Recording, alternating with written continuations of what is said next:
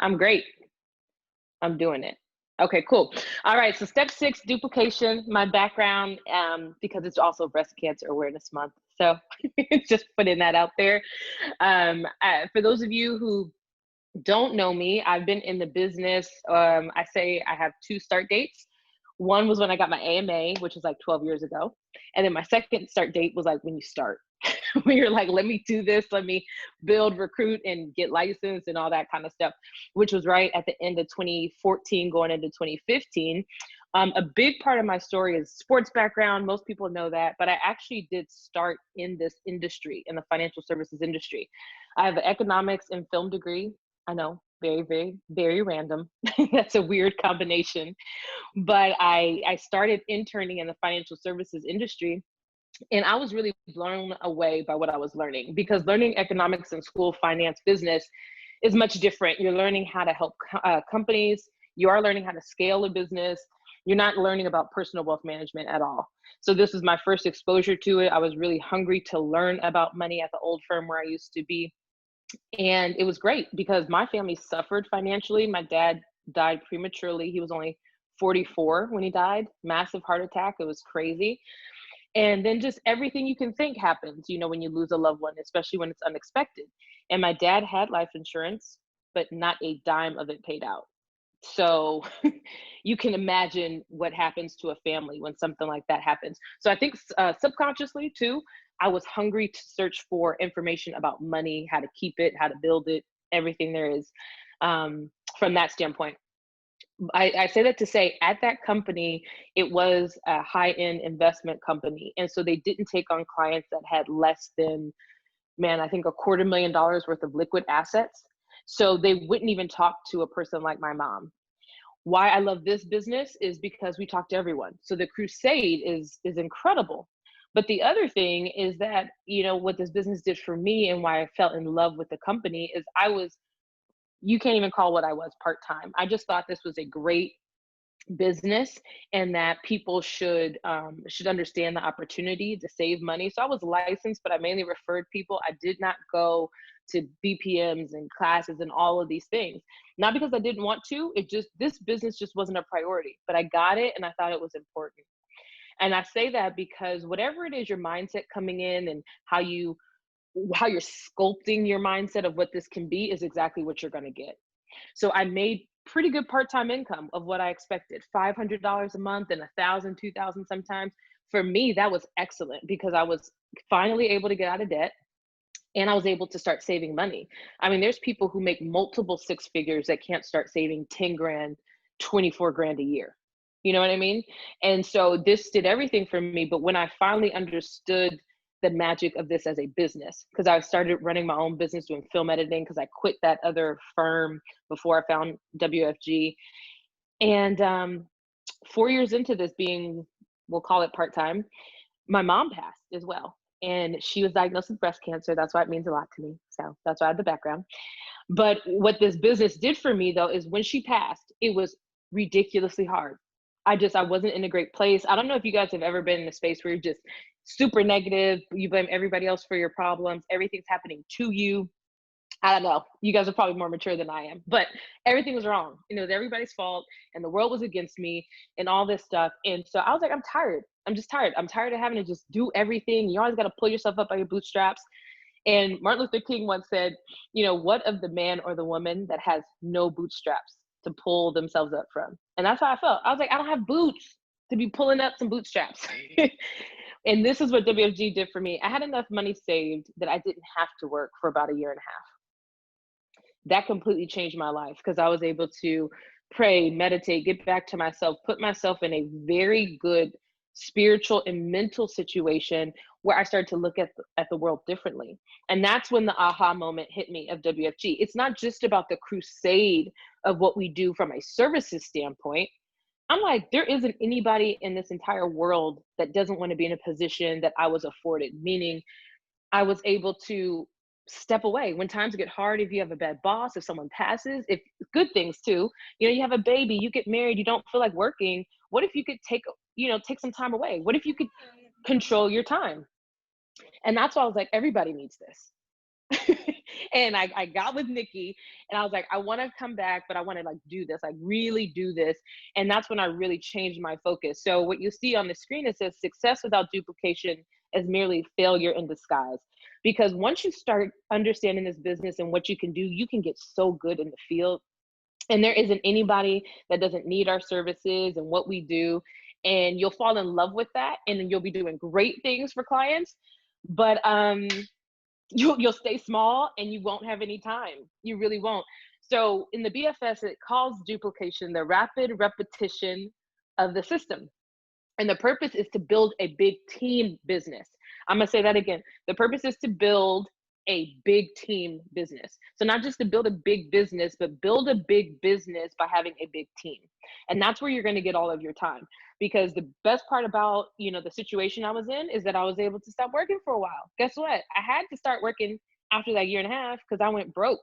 I just had money from sales, transactions that I saved. I did not have a big team or any team really that kept other revenue coming in. Like, what if I had a team over that period of time that kept building and producing? And you hear that in WFG. So what does that really mean when you think of it outside of WFG? Just in, for some reason on my clock, it says like a minute left. So if I get kicked out, I might switch to my other computer maybe, and then come back in. Hopefully I don't get kicked out, but my thing says I have a minute and a half. So Christina said that for us too. It does? Okay. Yeah. I know that happened last week somehow. It like put a 10-minute timer and then we had to come back in. I texted Evelyn, she said to ignore it. Oh, okay, good. Thank you. So, but what does this mean when you think like regular business and scaling, scaling a business? So in any business, so I ran a film editing business. My sister has a basketball training and development company that I ran with her as well. And all we're looking to do is when you get something going, something good, you're making some sales, you're making some money, is you want to learn how to scale it. How can I grow this thing? And that's not a WFG thing. I think sometimes in WFG, because of our terms and how you can start, we act like it's something different. It runs just like any other business. So your ability to scale that business and increase it, most businesses, that's the hardest part. You can't scale it because it costs too much. Financial resources or resources of a skill set that you don't have. WFG is the only business I have seen, studied, been a part of where you can grow faster than your financial resources and your own skill set. Why? Because you can leverage the team around you. So I wanted to quote my wonderful executive marketing director, Nikki Cannon. She said, it's a mindset of no one can do it as good as me is a recipe for staying small in any business. In order to scale up the size of your business, you must delegate, leverage, and let go. That is where I kind of hit a roadblock in WFG. I came in with, in the BFS, it says, first you got to make a decision to want to build a team. I did. I saw what WFG could do. I was like, yeah, I'm ready to build a team. But still, after my decision for 2 years, there wasn't a big team. And it wasn't for the lack of not thinking it was important or any of that. I'm not sure where you guys are in your business. But the problem was I got pretty good at WFG. And as soon as I asked someone to run an appointment or to make a phone call or to do something else, I was like, that was subpar. I would be straightforward. I was like, my coach, my college coach, and I come from a sports background, and it's like, there's just no leeway. You give it to me straight. You know what I mean? Like, she was like, that's a C- at best. That was subpar. You lost opportunities. That's just how you talk to. And I'm just like, man, people got to practice. What's going on? Why are we doing this? I can do it better. I can do it better. And it kept me so small. And that mentality, because you're thinking like everything has to be perfect in order to grow a business, and it doesn't. It just needs to be able to be duplicated. So the goal is to imitate, not create. That's the other thing, is you get caught up with like, maybe we could do this better. It could be more simplistic. Here's the thing. Have you ever wondered, why doesn't McDonald's make better hamburgers?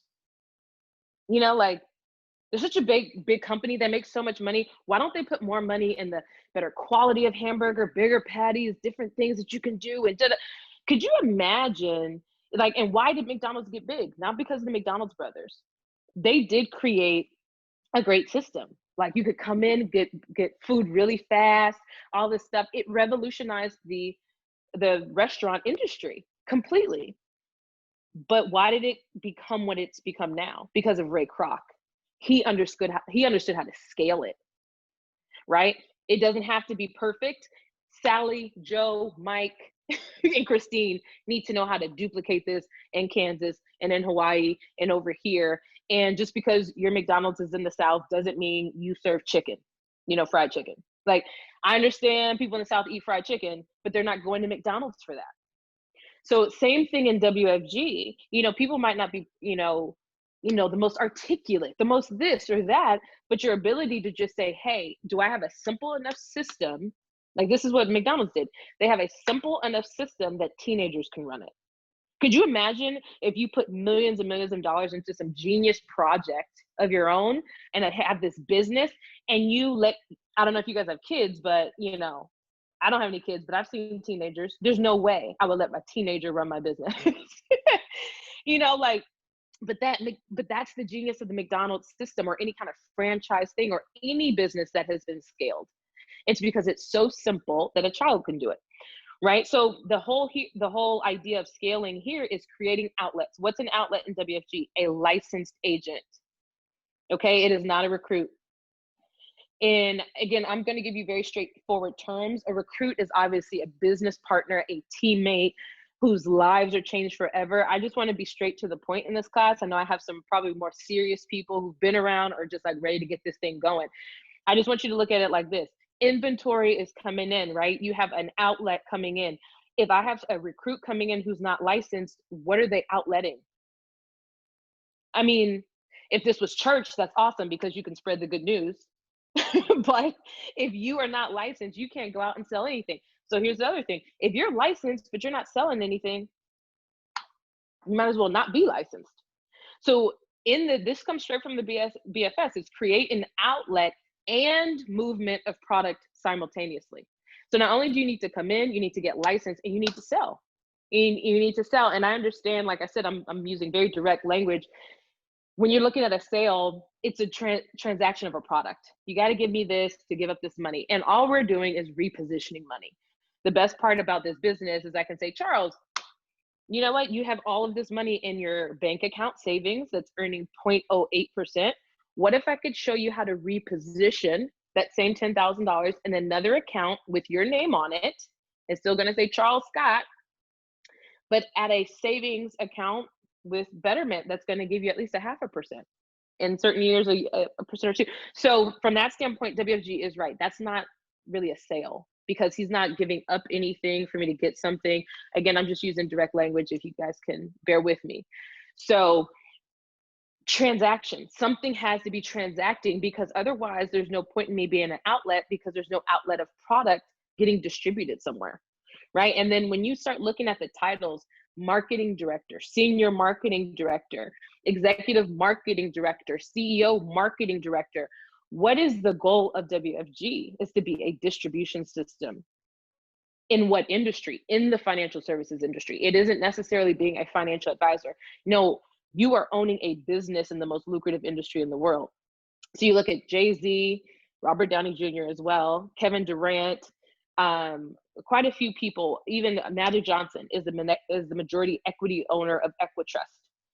Oprah Winfrey is in life insurance. I don't know if you guys know the company Symetra on our platform.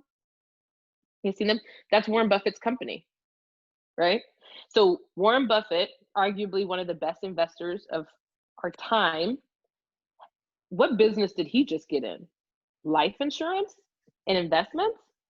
Will Smith, Jay-Z, they all went together and started a life insurance startup company. It's already worth over $500,000. Yeah. It's Jamar. I don't know if you're clicking to the next screen, but we only see the rapid repetition screen. Oh, thank you. I heard you clicking. I heard you clicking something. Like, wait, we didn't see any yet. Oh goodness. Okay. Yeah. Okay, I'm good. All right. So thank you, Jamar. I appreciate it. Yeah, I'm just like clicking and talking, but that's all right. But to that point is when you look at those people who are getting in the industry, go ahead and build a business in that industry the same way they are, except we don't have to have that type of money. So a couple things you have to think about. My questions here, since we're on this page, is, are you worth duplicating, right? Is there a lack of money you're earning? Is there a lack of activity, a lack of consistency? What are your habits like, your mindset, sound business philosophy? So you have two options. You can either do the long trial and error. That's most businesses. Let me see what works, what sticks. Let's do that more. Oh, it's not working anymore. Let's try something different. Or just implement the proven system. Okay. Still not moving. Is it still on the same page? Thought so. Yeah. All right, let me try again. Something's changing. Okay. Okay, I'm trying to start over and do that. I think if I guess I don't touch my screen for a while, it does that. Okay, so let's just hop past the whole Jay-Z thing. I think you guys get my point. So power of compounding. So think of it like this: when you know things can double, it gets exponential. I want to show you guys a really good example that changed things for me. A penny example. I don't know if you guys have ever done this, but if someone said, "Hey, I can give you $1 million today," no questions asked, you can go do whatever you want with it, or I can give you a penny. The trick of the question is, the penny, you have opportunity to double it 30 times. But the $1 million, you can't double it or grow it. How? And let's be real, there's a trick question. You probably should take the penny for some reason. But let's be real. If you can get $1 million today, you're like, I can pay off so much debt. I can buy that house. I can, And even if you can't buy your dream house, what are we willing to do? Negotiate our goals down, because the $1 million will fix certain problems and we'll figure out a life that'll be good enough with that $1 million, right? So, but what's the power of a penny if you can put the effort and work behind it? So I want you guys to think of this penny like you're building your business and duplicating. And it's not going to be easy necessarily, but it is super simple. But look at this penny. If you double it once, you get 2 cents, right? Double it again, you get 4 cents, 8 cents, 16. I know this seems so rudimentary, but I want you guys to think of this through WFG. I'm making calls, I'm inviting guests. I did have 10 invited, 3 didn't even freaking show, only 1 did. Oh, now finally 3 show, and then 1's supposed to come on and they don't come on. Like, what is, you're like, oh, it's because I didn't invite right. Oh, I didn't close right. After it was over, I didn't do this. That's you getting to 32 cents, 64 cents, $1.28, $2.56. Just think about how many doubles that is. I've gone to 1, 2, 3, 4, 5, 6, 7, 8 doubles. So that's us being in the trenches of WFG and inviting, and I am making calls. I'm being consistent. No, I haven't missed a BPM. I am attending. I'm getting some guests now. But you look up and you're like, I have $2.56 from 8 doubles. Like, no one's excited about that. Let's be real, right? No one is really excited about that. But then you're like, okay, you talk to your trainers, your mentors, they're like, keep going. Don't give up. Don't stop your momentum. So you're like, fine. BBC 10, let's do this. And you get to $5. Now you get to 10, 20, and you're like, God, I'm putting in all the work. And you look up and you're like, okay, I've gotten 16 doubles, So just think if you're halfway through the month and you're doing everything and you're like, I should have taken that $1 million. Because this is way too hard. Now I'm dealing with rejection. Now you're playing mental games. I feel emotionally spent.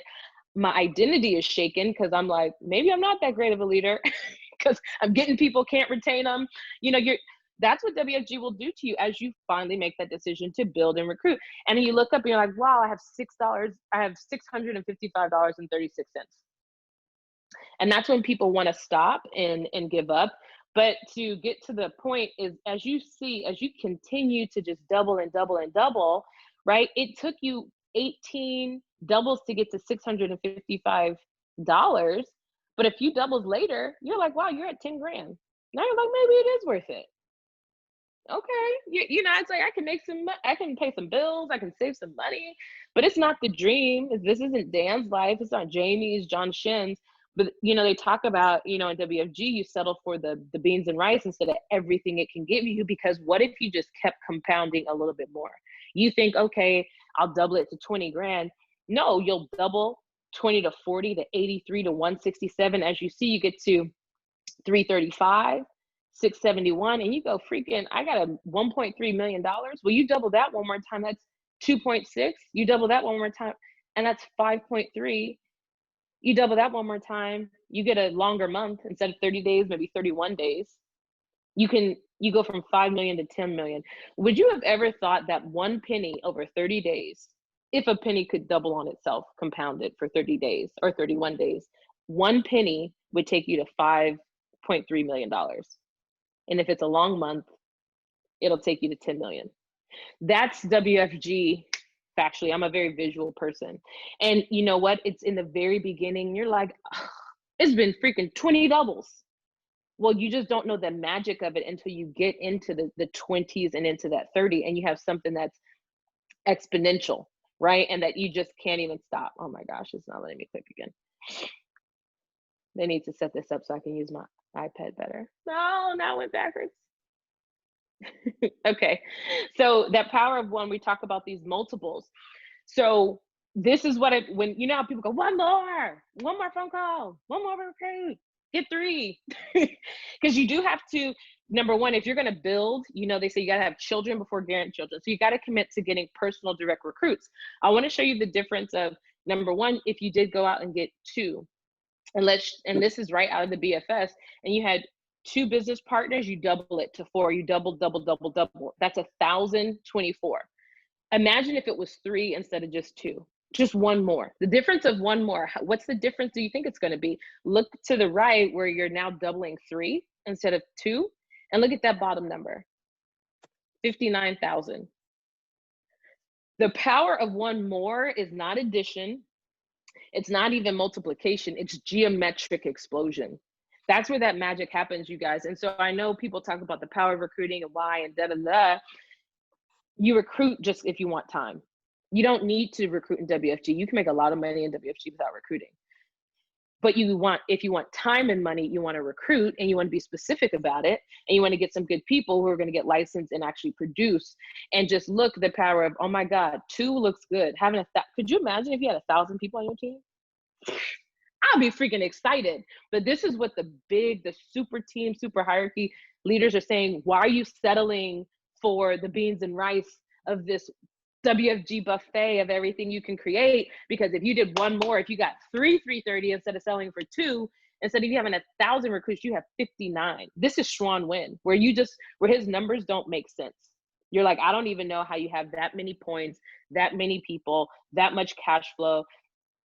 You know, it's like you need a scientific calculator to figure out his business and what's going on, you know? And all right, here we go. So I said, you got to start with direct recruiting. That's easy. I'm going to assume that everybody in this class is like, I'm there. So where do we go from that? Number one, recruit in bunches. Like I said, 3. There's a power in 3 because someone will fall off, move a little slow. You still have 2 that you can kind of bait off of each other, right? And it's not just competition. What it is energy. You know, when you come in and you're like, there's people around who are doing well and you don't know, they have someone else who's in it with me, like, oh, your guest canceled too? Me too. Okay. It's great if you can recruit someone on their team, of course, but sometimes it's just on the team. And it's like they have a partner with them who's in the same stage they're in. So it doesn't have to be for a combative or competitive thing, as much as I love competition, but as a synergy of like, God, I have your back, you have mine. And we can do this together. And nope, we're not going to leave the 3rd one along. No, you came in with us. Where are you for class today? Can you imagine if you had 3 people on your team in separate legs that are checking each other? Like, where are you at? We did orientation together. We have crusade. Where's Mike? Jamar. Could you imagine training associates and associates calling each other? That's what we started to do on my team. The training associates, like they get together and they do a little study group for their licensing. They're like, come on, because Christine challenged me. Oh, she didn't challenge me. She challenged you. Well, and then I get a call. Christine, I heard you challenged such and such, I won't say names, to get licensed by the end of the week. And I'm like, well, you just seem to have so many issues and you know, it didn't seem like you were up for a challenge, and I didn't want to give you something you couldn't complete. You don't think I could complete it, but you thought that such and such could? Because they're talking to each other, because we're just creating that environment of the bunches, okay? And that's what I mean by pushes an individual through the momentum. And also, as you were doing this, is you're teaching them how to make calls, right? That lead to certain results. But here's the thing, are you being the professional? Do you know how many calls you need to make to get a guest? But do you know how many you need to make for a new person to get a guest? Because those ratios might be a little bit different, right? So I have to not only know how many calls I'm making to get a guest. So we know 10, if I invite 10, 3 show, I get 1 recruit. But how many calls generate the 10 invites? Does that make sense to you guys? And then what I need to know is I need to be with the new person making calls constantly, because once I teach them how to make calls, they're going to go make calls, but not necessarily just on their own, hopefully with me, but at some point they're going to make them on their own. I need to know, with someone who's pretty new in the business, how many calls is it taking them to get one guest? Because the certainty and the confidence isn't there. So I need to know the ratio for someone who's a little bit more seasoned and someone brand new. And do I have a system to teach it? Right? That's where BSC Pro comes in. I have them go through your prospect tracker on BSC Pro, and every time you're making calls, top 25 was so 2019. Like, it's 2020, baby. We're going on the prospect tracker on BSC Pro. You put in, so I know exactly how often you're following up with people. Well, you say you follow up all the time, but I can see based on these dates on BSC Pro, oh, I just didn't put in BSC Pro. Well, you're not running the business anyway. Why am I working with you? We don't have nothing to track. And you're just making up fictitious stuff, and I can fictitiously coach you, but I can't really do that, right? So put it in BSC Pro then, right? And then recruit by getting them in the field. So they always say activity. Please, you have to get numbers. It doesn't have to be a full top 10, top 25, top 100, whatever. You just have to get numbers at the point they come right into the business, right? Start building that list. Whatever amount of numbers you get, defer to your trainer. But just know only 25% of people from any list. So let's say you do have a list of 100. Only 25% of them will come to the BPM. So that's 25 people. What is happening to the other 75? Go get in the field with the other 75. Don't keep calling them back for the next BPM, because finally 25% of that 75 finally will show up. But how long does that take? So if I have a top 100, 25 show up for the BPM within this week, what if I make calls on all 75 and got in the field? Could you imagine? You book 75 appointments out. Not everybody will answer and all that kind of stuff. But then you get in the field. So of course you're teaching them, your field training is showing them the dream, but you have so much activity. So look at that. If you actually do that, any numbers, it doesn't matter if it's 10, 25, a top 100. The key is to get 5 appointments for each of your part-timers, right? So just imagine if you're working with 3 new trainees and you get them 5 field training appointments on top of the people who are already invited to the BPM. That's 15 appointments in your schedule, right? So now so people are like, how do you have 10, 15, 25 appointments, all this stuff? I use VisiBook, right? Where my team can go in VisiBook and they just book an appointment with me. And I get to set the parameters of when they can book the time. So I'm like, okay, this is the time I do one-on-ones. This is when I do KTPs. This is when I do fast start. So you guys can go in there and just book it. Here's the thing is, you go in there, you get up to 50 appointments for free. And then all of a sudden I'm like, oh, I have to pay for the next version of it, because consistently there's more than appointments I'm on, not including John, right? Jonathan Poole's on my team, Dr. Beverly, Paula, Lawrence, they're field trainers as well. So just in my calendar, I have over 50 appointments booked. How? Well, if you just work with 3 people and you actually work the list, that's going to be 15 appointments just that week. What about my own personal appointments? What about other people in Nikki's entire hierarchy that might need to match up and stuff like that? And it's not like okay, so how long does that take? Tomorrow? Really? Because you can be good in the field, and all you have to do is make calls with your trainee. The trainer and trainee act as joint inviter. The best way, the most efficient way I've done that is 3-way texting. And so when I'm looking at, if I'm working with 3 recruits, part of duplication isn't just Calendly. Yeah, I heard about that. I might look into that one too. So the part of the duplication though, you guys, this is where I hit a stopping point, because you think you're just duplicating, let me teach you how to run an appointment, but you're not. So I'm out in the field, 15 appointments, right? And I'm teaching them how to run an appointment, but I have to have time in my calendar for debrief. This is why I did it, blah, blah, blah, so they can be really good in the field. But I'm also doing 3-way texts. So once they get a client, I'm including my new trainee in all the follow-up texts that I send to our new clients, so they can see all of the follow-up after the policy has been placed. There's so many texts that I'll send out. Now, I sent somebody a message in August, like, hey, I just want to just sending you good vibes your way in this quarantine. Hope you guys are doing well. I did a whole bunch of just different follow-up to finally sit down with this guy, where he and his fiance only did 2 term apps. right? After they were going to do all of these things, and you know how it goes, right?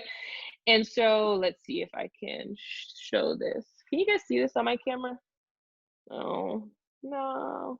Anyway, okay, it just says like, have a good day. You kind of see that like GIF looking Now we thing? see it. Now we see it.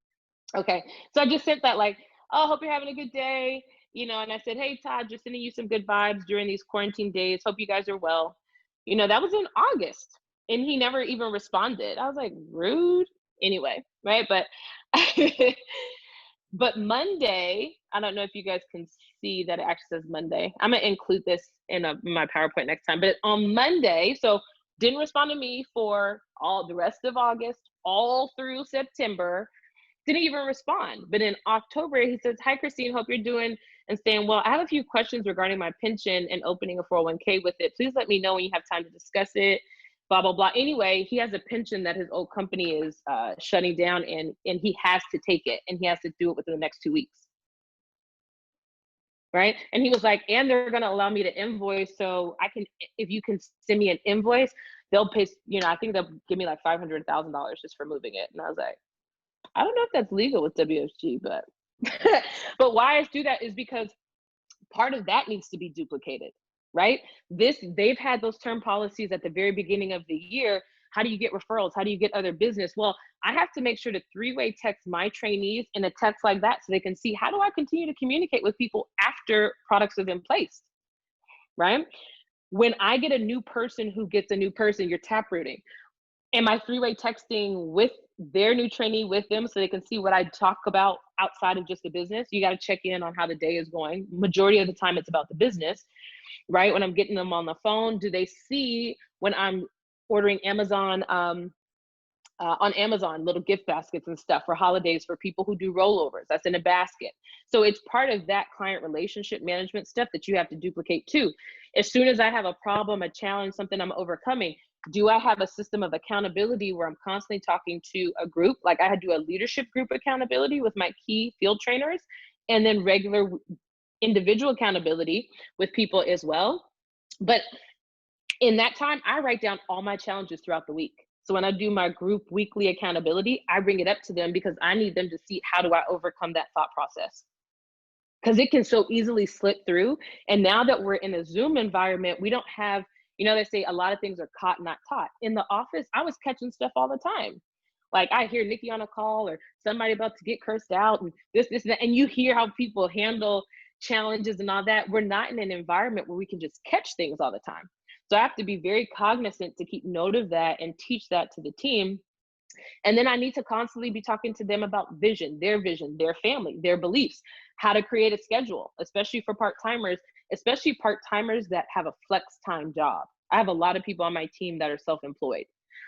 So, and then obviously their accountability, how to deal with product providers. So not just calling product providers to check in on stuff, but like if business is not getting pushed through, what do I say to product providers to push it through? I need to do three-way calls with my teammates to teach them how to do that, on top of how to run illustrations and all that. That being said, if that's real duplication, that's a whole lot of work. So that's why you can only effectively do that with 3 to 5 people, which leads to my next point about the matchup.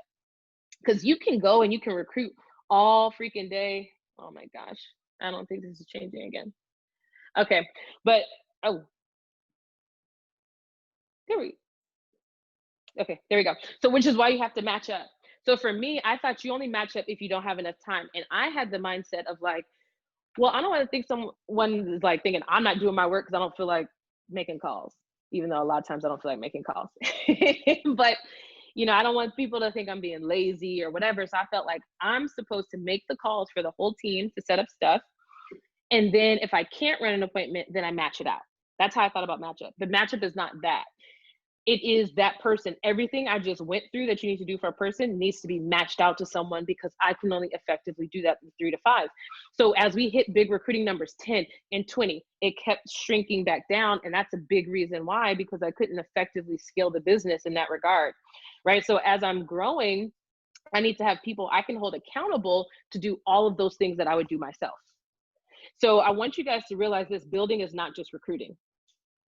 It's like such a small piece of what building is. Recruiting is the first little trickle of what you need to do to build a person, right? And then, so you make your personal commitment to get direct. So you get the numbers like I mentioned. You have to have a leadership commitment, which is what I just went through. And then a system commitment.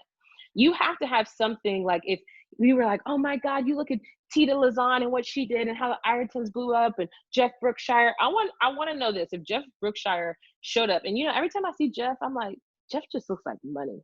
Like, just money. He's just like so on top of it. He's so sharp. He's just on top. And you're just like, God, I want a Jeff. I want all these type of people, these CEO caliber people. Are you running a CEO caliber business that people even want to be a part of? Or is it raggedy?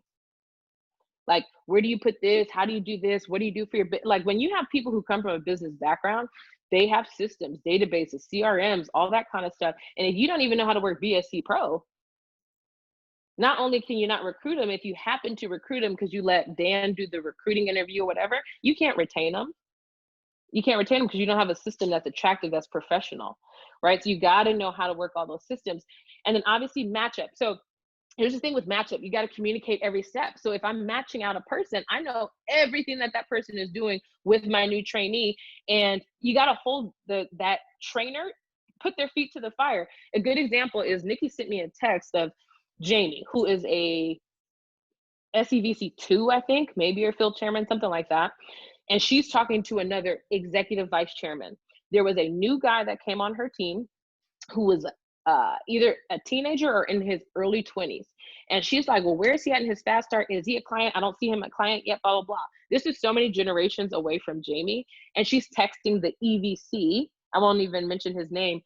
Like, where are we with this? Why didn't you do that? Why didn't you place this in force? And he's like, we're going to do a mutual fund account. He doesn't make much money. We're going to do this. He's like, you're talking to me like I'm a trainee. I'm a training associate in your base shop. I'm an EVC. And she goes, it's the system.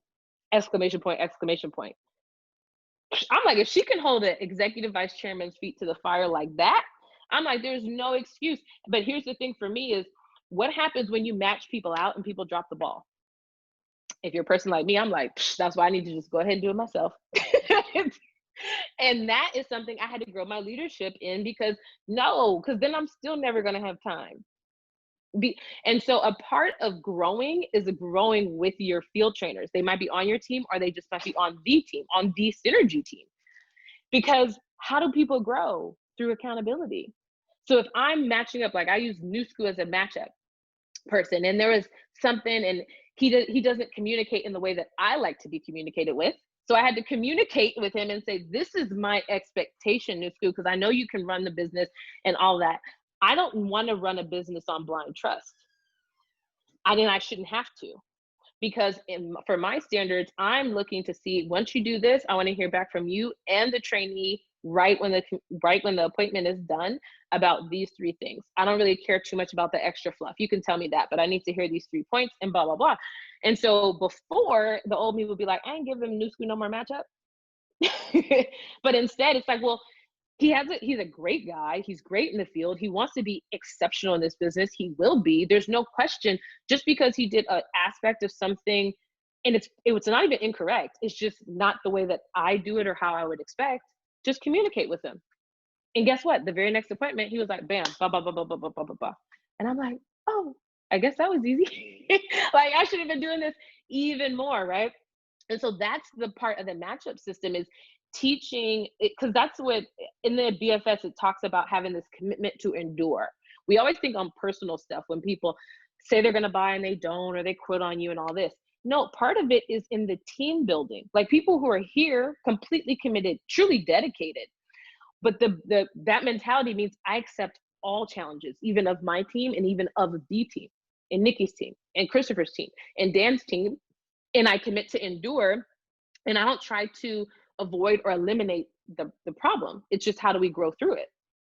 And so learning how to have crucial conversations. Sometimes you have to have, if you need to have a challenging conversation with someone, I need to have an advocate for that person in the conversation and someone in for me. And we need to have, instead of just a one-on-one meeting, still small, it's going to be about us 2, but someone where that person feels like they have someone that has their back, and have like outside eyes looking in. So I use Nikki all the time. I use Sabrina for that overlapping leadership in that regard as well. And that helps everything. So now everyone feels like their voice is heard, because everyone is doing, I think when you accept this opinion that everyone is doing the absolute best they can, given their skills and knowledge and experience at that time, it allows you to be patient, because patience is not one of those wonderful things that I have been blessed with sometimes. And it, you know, I have no problem admitting that. That's just where I am. And but so it's so indicative of why I'm still where I am, right? So I need to understand, if I can accept, and that helps me. If I can, hey, you know what? Freaking Lauren is doing the absolute best she can given her skills, knowledge, and experience at this time. Why would I be upset? You're doing the best that you can. So let me communicate with you what I expect, and you communicate back with me what you expect, because I might not be meeting your expectations either. And it's really hard to communicate with people you don't know. That's why I also think the genius of recruiting in your warm market. You know how people talk, you know when they get upset and how they act and respond. The problem is, it's just hard to get them in WFG. Once they're in, and they're in with you, it's really easy to build. It's so easy to build with my sister, because we understand how to communicate with each other. We completely trust each other, and we call each other on our shit right then and there, no question. But as a stranger, because most people on your team are going to be not in your warm market, you're going to go warm, you're going to go cold to get warm, but they aren't going to be people you know, and it's going to take time to build relationships with them. So having crucial and critical conversations with this stranger, you'd be like, why is she coming at me like that? Who does she think she is? She's not my mom. She's not my boss. I can't, you know, and so it's all of this other external stuff. So those little things when you're duplicating are huge. Having other people in meetings with you, you know, saying, hey, what are your expectations of me? When you start a conversation like that, instead of where did you drop the ball and blah, blah, blah, I want to know, what are your expectations of me as your trainer? And then outside of the field, just as a leader, what would be your expectation of me? Because then quid pro quo, it allows me now to volunteer what I'm expecting of that person, especially when I'm not talking about just the brand new, my AirPods just died. Not just the brand new person, but the people who are like, I'm in it to win it. How do you coach and lead them? And then you got to do that through daily accountability, weekly, monthly, quarterly accountability. No, did it get stuck again? I have 1 minute, but I can highlight a couple key things. If my thing will change. Okay, so subsystems. You have to have a bunch of subsystems. Increase recruiting speed, right? Because you're going to recruit and surge, and you're going to explode, and you're going to plateau. And you're going to do this. So every time you plateau, you just need to be bigger than where you were before. But no, that's fine. What are you tracking? And track the speed in which you recruit. Not just how many recruits I have, the speed in which you recruit. The recruits that are licensed, the recruits that, how many more people do you have that are licensed and make a sale? How many more people are getting fully licensed? How many more people are getting promoted, but also how many more people are getting promoted to SA or higher? And then are your numbers decreasing on how many people are getting terminated, you know, for various reasons. Like, you got to understand your business metrics as well. And in terms of leverage, right? And duplicating. When you're getting big and duplicating, what are you also doing? This is a business. Do you have an accountant? Do you know what you can write off? Who's collecting rent from people, right? Office supplies. Who's ordering the recognition? All these people are getting licensed, but who ordered the badges? Did we get sent to their address? Then you have to have a client relationship assistant too, who can confirm appointments, run illustrations for you. Obviously, you guys can see and take screenshots. We have 47 seconds. Having a licensing coordinator, which is new school, right? And then your branch and compliance stuff. I talked to Nikki about that. So I think about how Nikki is duplicating herself in me and everything I know about this business, right? So I have to make sure, how am I doing that? How am I teaching Paula what I do to get social media contacts, right? Am I tagging her in my social media so she can see it? And then leveraging PowerPoint's accountants so I can stay talking to my team about the vision, right? Like, I should have had someone in here to run the freaking PowerPoint, because I'm messing it up all the time. 10 seconds. Anyway, the last thing I think was big event and mobilization, right? It's great to get to 86, I think we got, and all that stuff, but retaining it. Okay. I think we are going. You go through all of this with your clients?